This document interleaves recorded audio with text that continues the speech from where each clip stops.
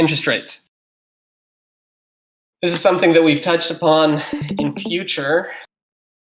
the past, but I just wanted to reiterate what and when this comes to terms. So, this is a representation of myself during this entire lockdown.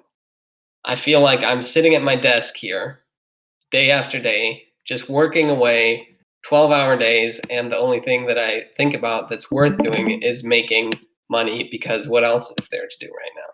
So I've saved up quite some money. Now, if you know me, you'll know that if I've saved up some money, the first thing that I'll go do is usually book a holiday and do cool stuff like this guy. Obviously, I can do stuff like this guy. I also go on party holidays. I love to enjoy myself in the sun and never talk about it again when I return. Or I'm one of these people that loves to go to Southeast Asia. I love eating spicy food and just not enjoying the next day when I'm spending a lot of the time sitting with my pants down because there's nothing else to do and it just won't stop coming. Anyways, as you know, the coronavirus has not allowed me or anybody else to really do much traveling and enjoy themselves in that aspect. So what am I doing instead? Well, I'm sitting here again and I'm working. And while I'm working, because I'm one of these people that can't sit still, I'm looking for new things that I can do with my money. Now, my mind starts drifting into things that I could really use right now, like a house or a shed in the garden, more likely, or a car. If you know me at all, you'll know that I'm looking at houses like these and cars like these, because I don't really want to buy these rundown things. Either way, now that I'm starting to engage in my life with all these grown-up topics and start talking about things that I'm going to use for my future and investing and stuff like that, I keep coming across the term interest rates. Now, what are interest rates?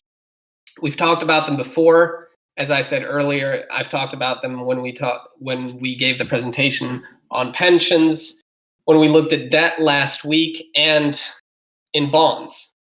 Interest rates is something that you probably would have come across when you're looking at your personal banking and you keep getting these letters that the interest rates have increased or decreased and you don't really know what it means. You know that it's important, but not really why. So let's give you an example. I decide that I want to buy a car. And as Luke just told us, a Tesla is about 100 grand. I have not saved 100 grand, unfortunately, so I need some more money to buy a Tesla. I look at Luke, as I always do when I need money, because I know Luke has been the same guy as me during this lockdown and has saved a whole bunch of money. Now I tell him, Luke, look, I want to buy a Tesla. Can you lend me some money? And Luke says, well, you know what? After a whole bunch of convincing, he lends me some money. Now, what's the most important thing that you have to think about in this scenario is that Luke has given me the money of his. Luke now no longer has money, even though it's his money and I'm going to pay him back, he no longer has money of his own to buy his own Tesla. But I do. Now, if you think about Luke, what we've learned about technical analysis and knowledge investing, he knows, just like he did with Games Workshop, the more money Luke has, he's going to invest it or use it in different ways to create more money. So he uses money to make more money. But now that he's given me that money, he doesn't have any money anymore that he can use for his own personal gain or whatever he wants to do with it. He doesn't have it anymore because it's in my pocket. And I know this. So because Luke's doing me a huge favor so I can buy my Tesla, I'm going to give him back some extra money. I'm going to give him back a percentage of the money that he lended to me. And that, on Luke's end, is actually a pretty good investment in itself, because Luke knows that I'm a stand-up guy. I'll pay him back the money that I borrowed.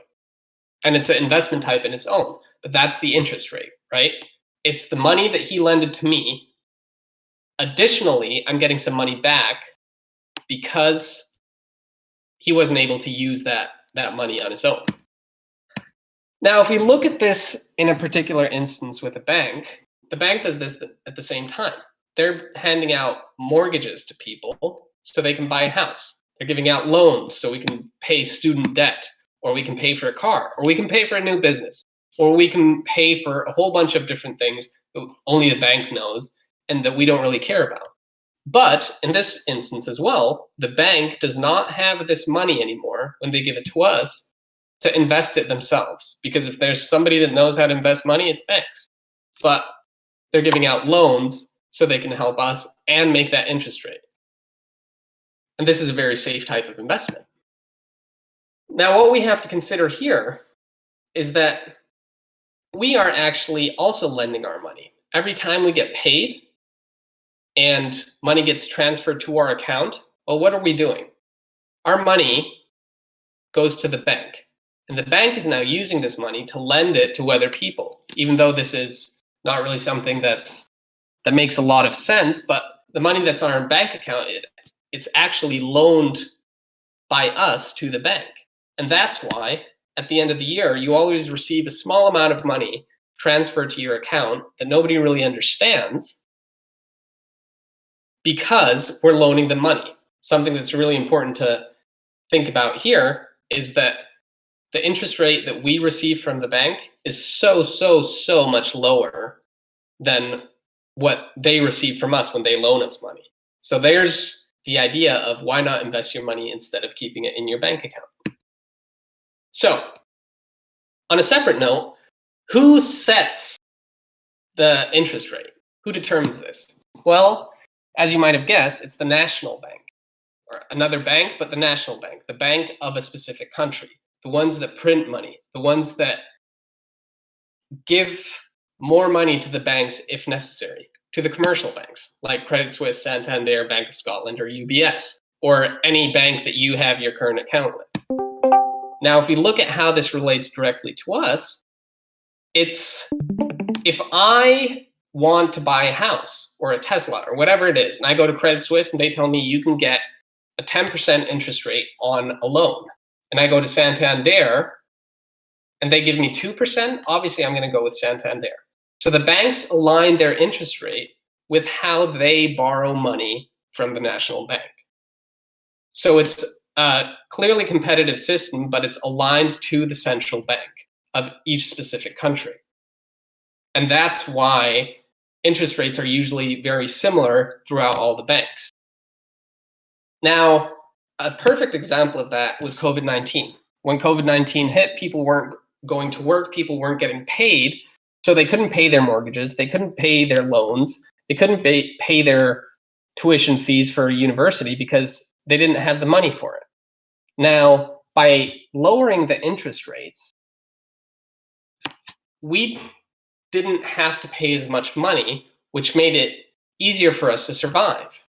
Now, this benefits the banks because nobody's going bankrupt, and it benefits us. So essentially what the central bank did is they made life easier for us, and they are adapting this throughout the entire country.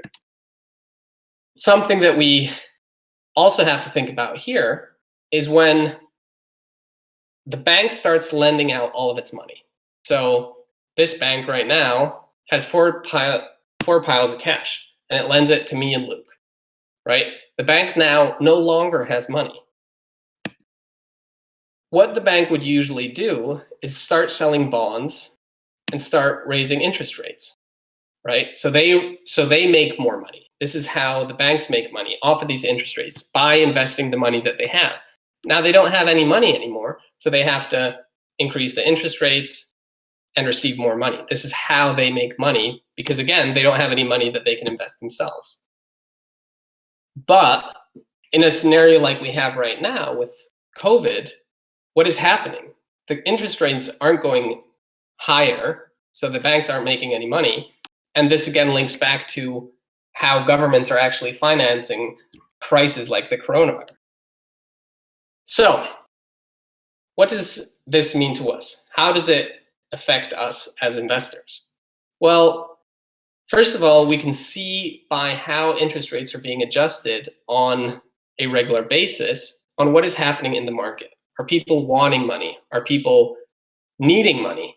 Are people being very entrepreneurial and starting new businesses and buying houses? That gives us a consumer behavior analysis, but more importantly, when we're looking at companies that we're looking at, If a company, last week I talked about Aegean, they take on a lot of debt. Well, this company takes on all of this debt and they receive this money to make more money with the money that they have. And because they took on all this debt at a very cheap price, they're able to make more money and it's affordable. But what happens when interest rates rise? What happens if the money that they borrowed becomes more expensive? Well, first of all, the revenues decrease. And second of all, this increases their long-term liabilities, so they have less profits that they're working with. And it's not something that we want to see. So ideally, we're looking at companies with low debt ratios, because if interest rates rise, which isn't something in their power, they're looking at an entirely different problem that they're not prepared for. Does anyone have any questions? Hi there.